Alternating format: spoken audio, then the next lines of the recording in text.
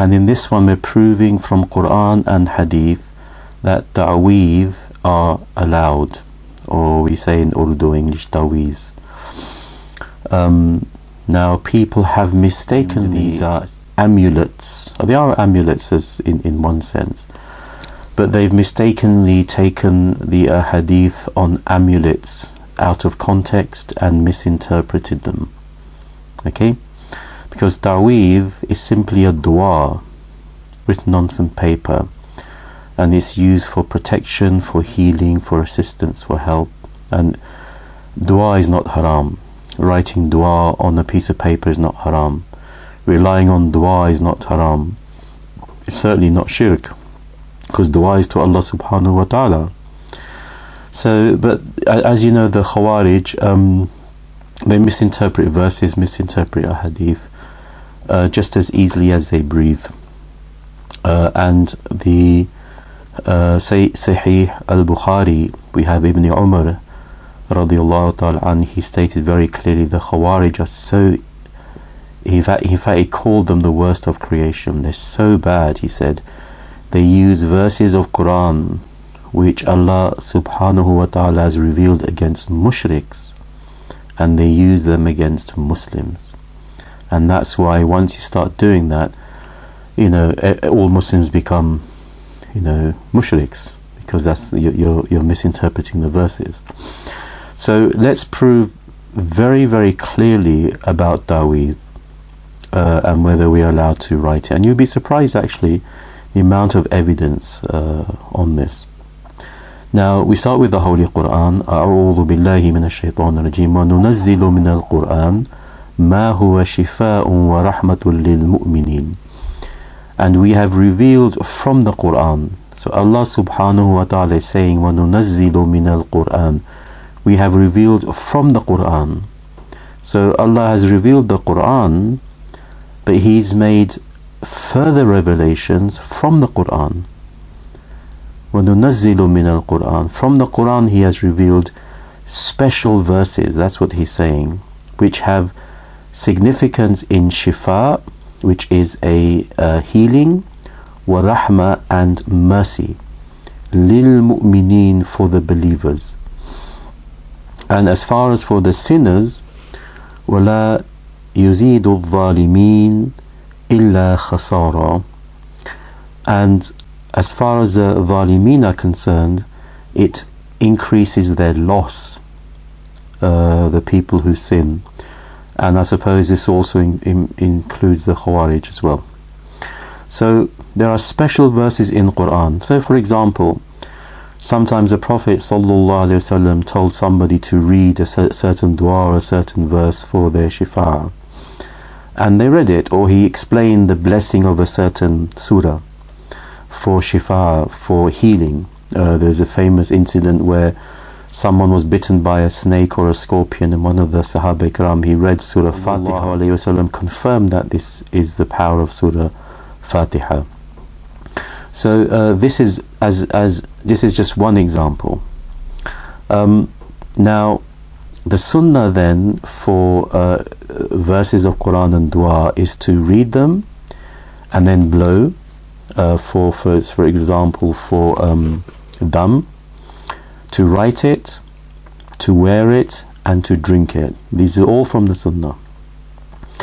And those verses or those hadith that declare Taweeth to be an act of shirk, they are referring to the Taweeth, the amulets that are for the false gods.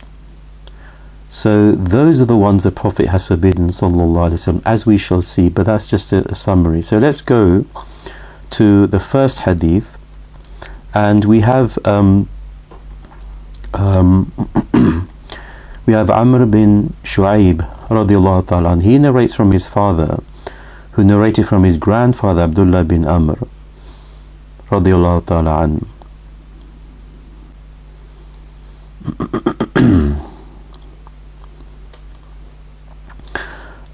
When the Prophet said, sallallahu alaihi wasallam, he said, whenever any one of you gets frightened in his sleep, let him recite this dua, and he mentioned the dua. So Abdullah bin Amr radiallahu ta'ala anhu. Yeah. So Abdullah bin Amr radiallahu ta'ala anhu, he used to teach this dua to his children, and those of his children who could read, they read. Those who could not read, remember everybody couldn't read at that time.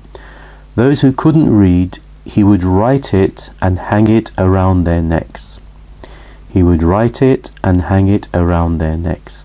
This is in Tirmidhi, and it's in Ahmad, and it's a Hasan hadith. So this is actually enough evidence that the companions, they used to. So this is not something new. Remember, we are talking about Ibn Abi Shayba, his Musannaf, and that book is, I believe, at least one generation before Imam Bukhari, actually, maybe two. Imam Tirmidhi's book, Imam Ahmad bin Hanbal, he records it as well, and it's a Hasan hadith. So this is the these muhaddithin. And what's the reason? It's for protection and stop children who are getting frightened, is to protect them against being frightened. Now, this is not just the only incident where something like this has happened, because we're going to see that Hazrat Umar radiallahu ta'ala an, he once wrote a Taweeth for King Khosrow to cure his headaches, and this king wasn't even a Muslim. So what happened was that the king, who is actually we call him Khosrow in English, but actually in Arabic it is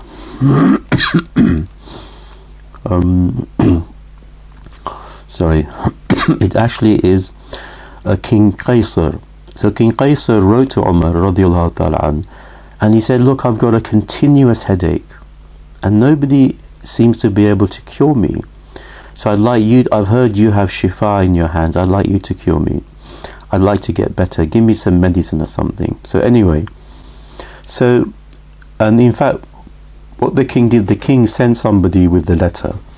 So this person came to Hazrat Umar radiallahu ta'ala an, and Hazrat Umar gave this person a topi, a hat, and he wrote something in it.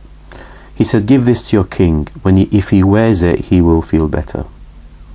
Right? So this messenger went back to the king, Qaisar, and he put his hat on. Qaisar put his hat on. As soon as he put it on, the king felt better, the headache went. And this was a king who had a continuous headache, 24/7. Can you imagine, for many, many weeks, maybe even months. But as soon as he put on the hat, then his headache went. And because Sayyidina Umar radiallahu ta'ala an, he had written something in the hat. And he was curious, the king was curious, because when he took the hat off, the headache came back. So he was very curious, so he took the hat off and had a look what was written inside. And Hazrat Umar radiallahu ta'ala an, he had written Bismillahir Rahmanir Rahim, which is this is in Tafsir Ibn Kathir, and it's also in Al-Badaya wa Nihaya, which is a book about Islamic history. And everybody accepts Ibn Kathir. The Khawarij definitely accept Ibn Kathir. They won't like him now. I've told this story, but they do accept him. So in fact, that story continues. What happened was, the king thought, okay, that's very good. So when someone came to him with a headache, the king said, I'll help you. So the king wrote the same thing, Bismillahir Rahmanir Rahim, gave it to them. He said, put this on. When you put this on, your headache will go. And the king tried to do this, King Qaisar, he tried to do this, but the people, the person he gave it to, he put the hat on, he said, my headache's the same. And the king was very strange. So the king contacted Hazrat Umar radiallahu ta'ala, and he said, look, I've written what you've written. I've written the same thing. Why is my cure not working and your cure is working? And Hazrat Umar radiallahu ta'ala an, he said, because I wrote it. So Allah subhanahu wa ta'ala gives shifa to whom He likes. Certain doctors can cure certain illnesses. Other doctors, for some reason, aren't able to cure those illnesses. You have specialists. You have specialist medicine, specialist people, you have specialist hijama practitioners, you have specialist herbal doctors like this, specialist people who know your who deal with joints and muscle pains and acupuncture like this. So Allah subhanahu wa ta'ala puts shifa as He likes. So He put shifa in the hands of, blessed hands of Sayyidina Umar radiyallahu ta'ala an.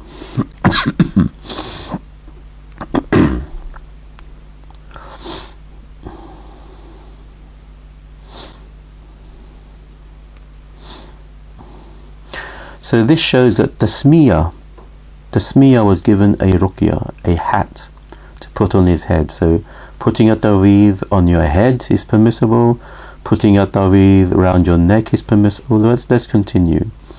Imam Hajjaj rahmatullah alayhi, and he's a top tabi'. Now remember, we have Sahaba Ikram, and these are the people who have seen the Prophet sallallahu alaihi wasallam whilst they had Iman and they died on Iman. They are called Sahaba. The people who have met the Sahaba Ikram, they are called the Tabi'een. So one of them is called a Tabi'. So Imam Hajjaj rahmatullah alayhi, he is a Tabi'. He was asked about Taweeth and he said there is no harm in this. Right? So this is a Tabi'. Imam Ata rahmatullah alayhi as well, he is also a tabi' and a faqih of Makkatul Mukarramah. He was one of the elders of Makkatul Mukarramah, and he said there is no harm in hanging an ayah of Quran around your neck. And this is again Ibn Abi Shayba in his collection rahmatullah alayhi. So we have now quoted some tabi'een, we have quoted some Sahaba Ikram, we have quoted various muhaddithin, we have quoted Quran. Now if you also look in Sahih Muslim, now this clarifies which ruqya, which amulet is considered to be of a shirk origin, and which amulet or taweeth is considered to be permissible. So the companion said, we used to use these amulets in the days of ignorance. So he looked at them. He said, there is nothing wrong with this as long as it doesn't contain shirk. This is Sahih Muslim. So if a taweeth is a dua to Allah subhanahu wa ta'ala, then it's the words, you are not writing for a false God, you are writing for Allah subhanahu wa ta'ala. And this has been discussed at length, actually, this issue of Taweeth by Imam Qurtubi rahmatullah alayhi, Imam Malik, Imam Baqir, and they all accepted the permissibility of Taweeth around the neck. Don't forget, the Prophet's blessed hair was used and is used as shifa, and it could cure the evil eye. So for example, Hazrat Uthman bin Abdullah radiyallahu ta'ala an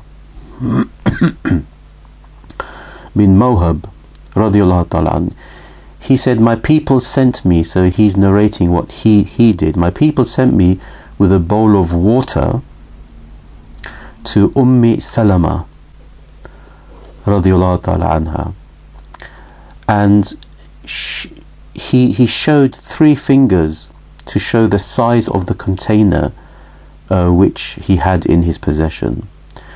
And in that container, when he went with the bowl of water, in that container were some blessed hairs of the Prophet Muhammad sallallahu alaihi wasallam. And Hazrat Uthman added, radiyallahu ta'ala, if any person suffered from the evil eye or some other disease, we would send a vessel to Ummi Salama radiyallahu ta'ala anha. And I looked into that container and I saw a few red hairs in it. In other words, they used the blessed hairs of the Prophet Muhammad sallallahu alaihi wasallam as a cure against evil eye and other diseases. And we still use them today, actually. When they wash the blessed hairs of the Prophet sallallahu alaihi wasallam, they give that water out to people who are ill. They drink from that, and I've seen they've got better. So even now, the Prophet's shifa, the Prophet's healing powers sallallahu alaihi wasallam, are even present with us today. And by the way, this hadith is in Sahih al-Bukhari. So it shows drinking blessed water is permissible. We have shown that wearing on your head, wearing round the neck. We have even had the blessed words of the Prophet ﷺ saying that there is nothing wrong with this as long as there is no shirk in it. And this is in Sahih al-Bukhari. Now finally, we have some people who went to Hazrat Umar radiallahu ta'ala anhu, and they were from Egypt, from the Nile, the river Nile in Egypt. And as you know, if you look at a map of the river Nile in Egypt, Egypt is just a desert actually, but where the Nile runs through, there's a strip of greenery because the Nile floods and provides irrigation water. So Hazrat Umar radiallahu ta'ala used to receive delegations from various provinces. So people from Egypt came to see him, and they mentioned the Nile has not been flooding. So they said, what we're going to do, we are going to sacrifice a young girl to the Nile god. And Hazrat Umar radiallahu anhu, he said, no, you can't do that, you shouldn't do that. And they said, no, this is what we do, we sacrifice. He said, no, he goes, let me do something to help you. He wrote a letter, and the letter began, excuse me one second.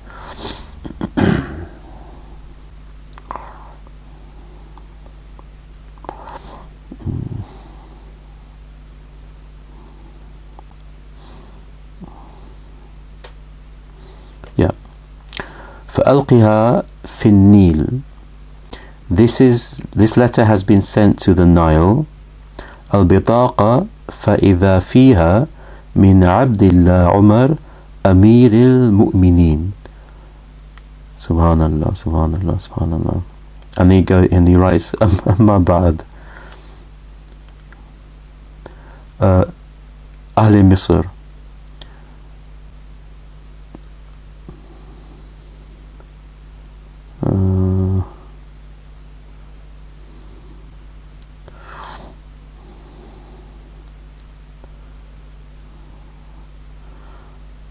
I'm so sorry, I think there's a bit missing from here.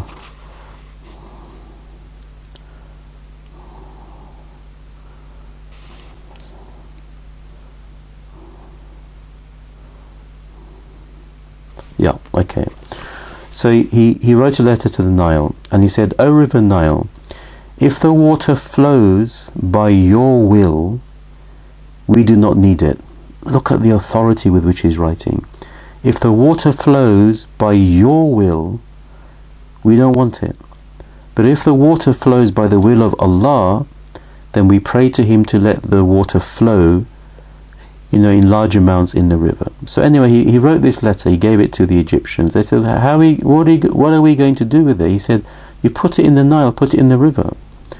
So as soon as they got back, that's what they did. And over that night, the Nile rose and rose and rose and flooded.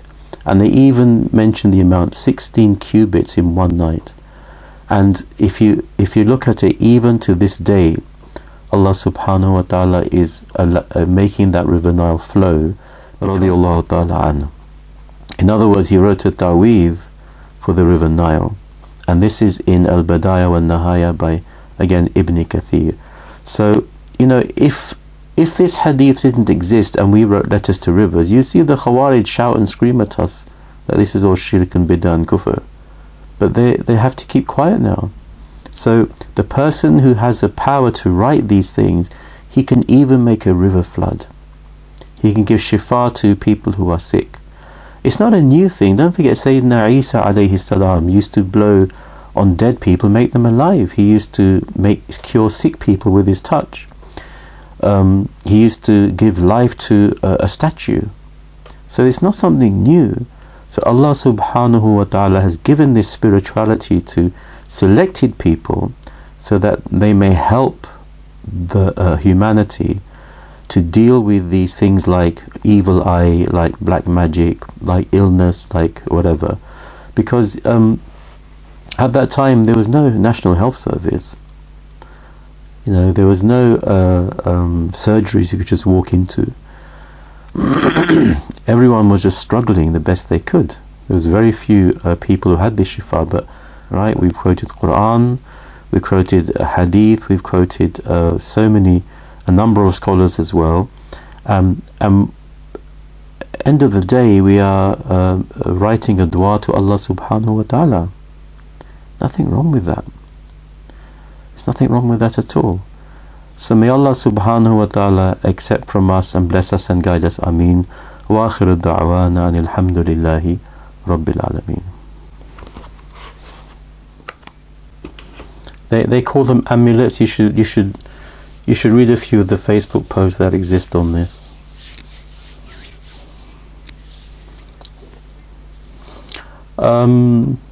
No, what they're doing is they're basically saying you're asking help from other than Allah. You're going to your sheikh or your peer.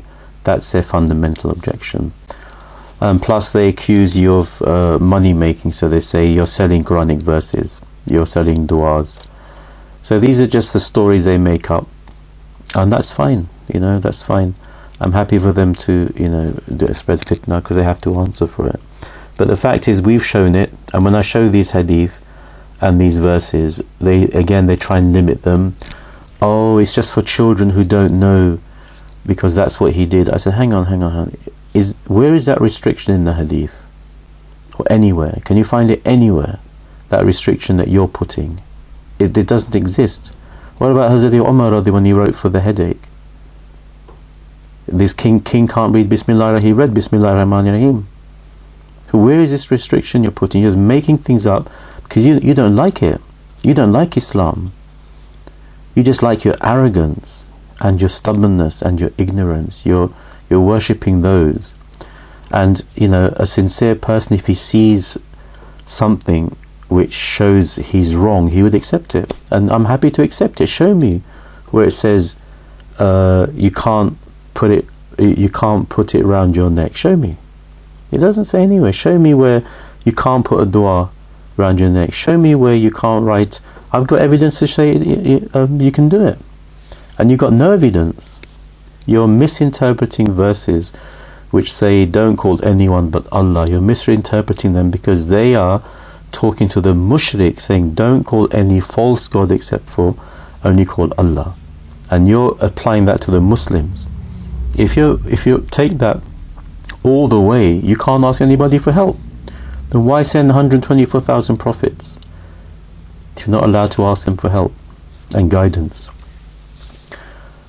You know, it's like someone said, you're not allowed to have any sheikh. I said, really? Who told you that? He goes, my sheikh. I said, mashallah, subhanallah, subhanallah. Nobody can guide you except for Allah. Who told you that? Oh, my guide. Who told me that? I'm very happy for you. I'm so happy for you. Mashallah, mashallah. That's why I put the post up, big akhi, little akhi. Big akhi is teaching little akhi. You should read that. It's quite funny, actually. So well done everybody who have lasted the course. Well done, mashallah. Okay. Assalamu alaikum wa rahmatullahi wa barakatuh.